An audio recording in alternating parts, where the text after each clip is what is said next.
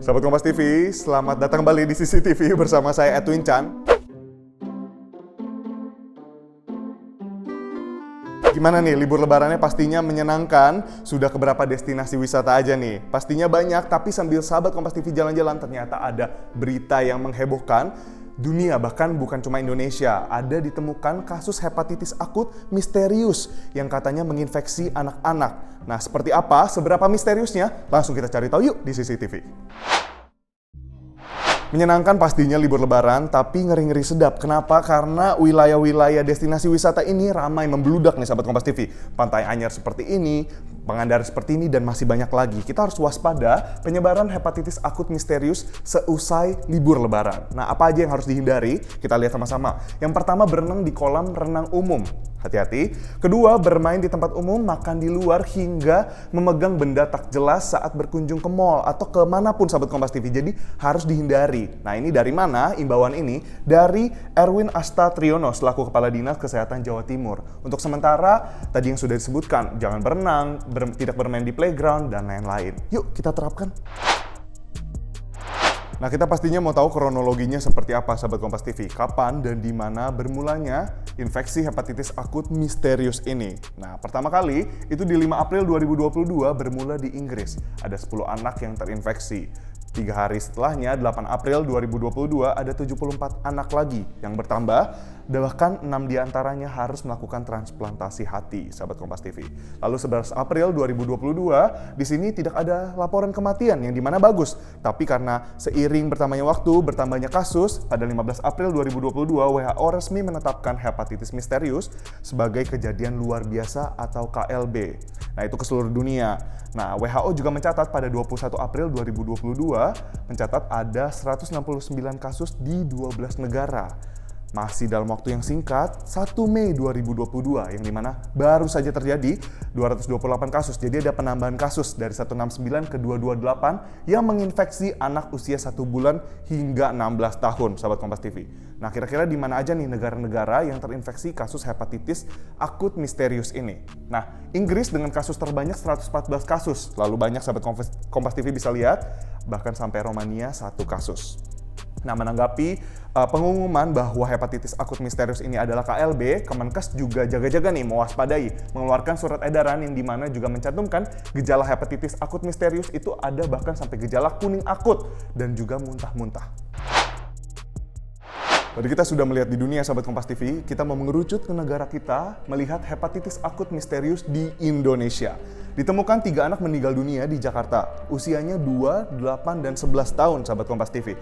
Dan setelah penelusuran ditemukan bahwa ketiganya sudah divaksin hepatitis lengkap. Dan penelusuran dari keluarga menunjukkan kalau tidak ditemukan ya sahabat Kompas TV adanya riwayat hepatitis dari keluarga. Tentunya ini menjadi pertanyaan kita semua ya.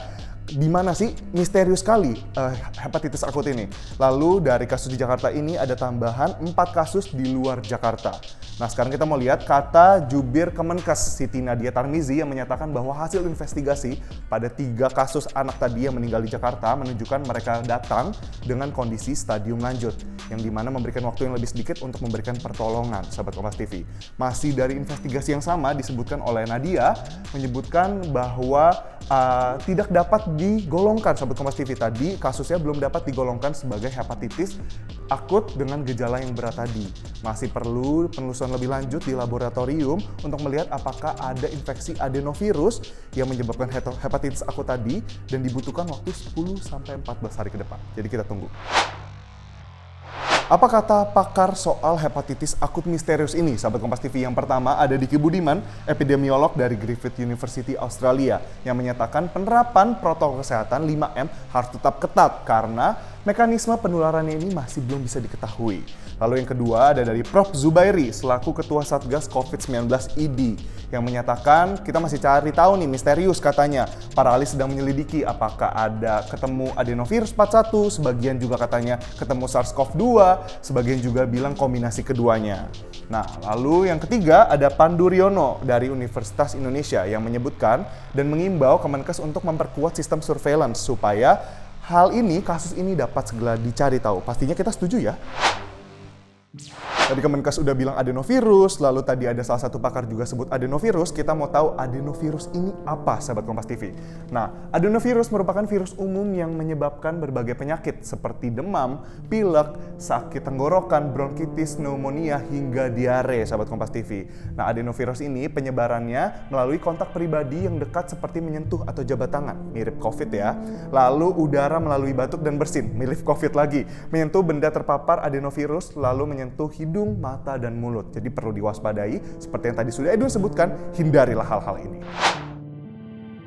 Tadi WHO menyatakan bahwa kasus ini menginfeksi anak berusia 1 bulan hingga 16 tahun, sahabat Kompas TV. Tapi kita juga concern, apakah hepatitis akut misterius ini bisa menginfeksi orang dewasa? Kata jubir Kemenkes, Siti Nadia Tarmizi menyatakan belum tahu polanya secara pasti.